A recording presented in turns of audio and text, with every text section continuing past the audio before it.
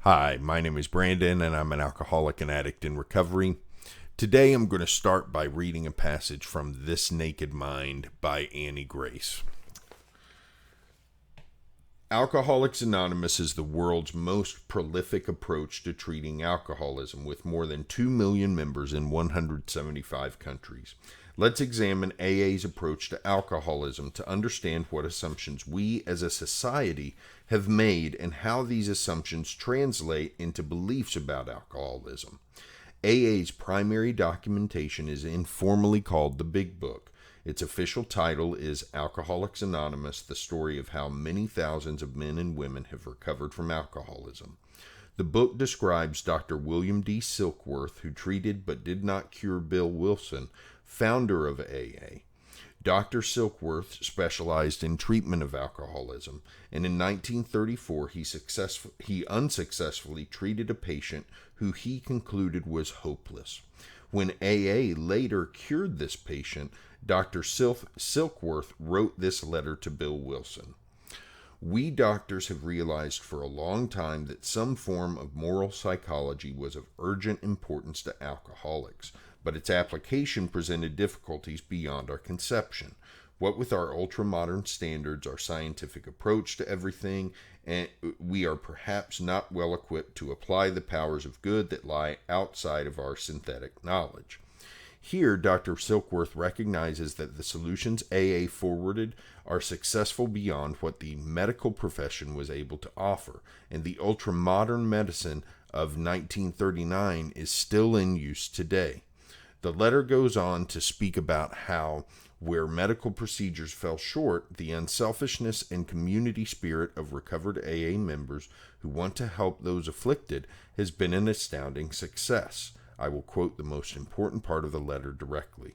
We believe that the action of alcohol on these chronic alcoholics is a manifestation of an allergy, that the phenomenon of craving is limited to this class of people and never occurs in the average temperate drinkers.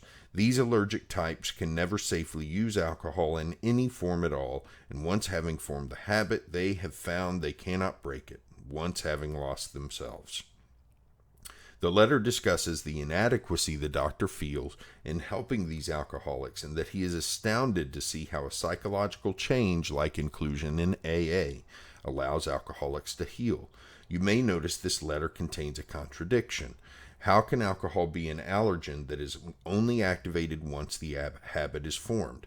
It seems to indicate they believe alcohol to be a manifestation of an allergy, but that they also must form the habit for the allergy to manifest. It makes more sense to believe that alcohol is an addictive substance to which any human can become addicted once enough is consumed.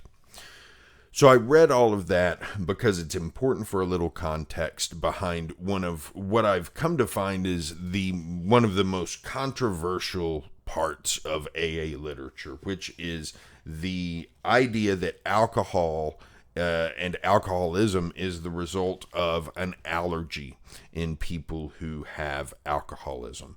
You may have heard someone joke that, I'm an alcoholic, or I don't drink, I'm allergic to it, I break out in handcuffs. It's a joke that is commonly used by people who are who might be following an AA program, where they do have a belief that alcohol is some kind of physical reaction to alcohol is really leading to the alcoholic response. I have to point out that the AA literature was written in 1934, early 1930s. Understanding of allergies and the interaction of allergens with the body has advanced quite a bit in the last 100 years. So when I would venture to guess that when Dr. Silkworth wrote of allergies and allergens in 1930s, he probably had some different things in mind than doctors might say these days. I have never bought into the idea of alcoholism as a true allergy. As someone with allergies who suffers from them greatly, I don't see myself as being allergic to alcohol. What the allergy, the idea of an allergen and being allergic to alcohol is useful for me to recognize that my reaction to alcohol when it enters my body is different than other people's. And I think Annie Grace is going to even disagree with that statement in the next section of the book. So I'll see what she has to say about that tomorrow, because I'm totally open to the idea that maybe that's not true. But for me, it helps me to understand that at least where I am in the progression of my relationship with alcohol, when it enters my body, I react to it in a way that's different than people who are not drinking alcoholically. So I have friends who will take a drink and they'll drink half a beer and then leave half on the table. I am convinced that my body and my mind have progressed along this spectrum far enough that I can't do that. That's not something that I am capable of doing. When I get alcohol in my system, I have an almost immediate desire for more. And that desire overshadows everything else that's going on in life. And my drinking occurs in cyclical fashion. It's not something that happens as a part of my day. The day revolves around drinking and recovery from drinking. And that, I believe, is a very different type of relationship than other people have with alcohol. People who just drink a few nights a week and maybe have a beer or a glass of wine with dinner. Or even people who just occasionally go out and have a few drinks with friends and are then able to go back home and drink, water the rest of the night. Those are the people who I can't, in my head, I can't understand how those people can do that. I was never able to do that.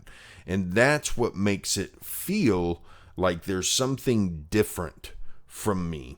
And there's something different between me and those people. And here's why that's so important. Because as soon as I start to feel like maybe there's not a difference, then I start to feel like maybe I can learn how to drink like they do. And that's a dangerous place for an alcoholic to be. And that's why I like the idea of feeling like there is a difference between me and other people. If they can moderate their drinking, that's fine. But I truly believe I will never, no matter what happens, barring some kind of surgery on my brain or some kind of brain trauma, I will never be able to drink moderately the way these other people do. And I worry that if we start to say, well, we're not really that different, there's something else going on, that opens the door for people like me, for people who know they're alcoholics and have a problem with alcohol, to start imagining that maybe they can learn how to drink like these other people who don't seem to have those same problems. And what a lot of alcoholics find out on their own is if they've been sober for a period of time, they may go out and be able to start drinking a little bit less than they used to. They may be able to go back out and to start having a few drinks at night, but very quickly and often with a terrible vengeance, they will go back to the way they were drinking before and even beyond that. And unfortunately, a lot of times there's no returning from that. And so knowing that we cannot go out and learn how to drink like other people, and that we can't experiment with that because there is something that is different in the way that we drink now, that's important to me. So I'll see what she has to say in the section tomorrow about because she believes that that distinction is actually dangerous as well for entirely different reasons. So I'm going to see what she has to say about that tomorrow and see what I can do about reconciling what I've learned and what she has to say about it. But I do believe that we have to be cognizant when talking about the AA idea of an allergy, that this book was written over 90 or almost 90 years ago. So some of the language doesn't mean quite what it means today. We've got to be cognizant of that when reading it, and not try to completely take apart the whole thing just because the language is a little antiquated. So got to be able to adapt some of what they're saying to modern understanding, modern language, the same way that we do with a lot of texts that have survived the years. So that's it for today. I'll be back here tomorrow with more. Have a good one.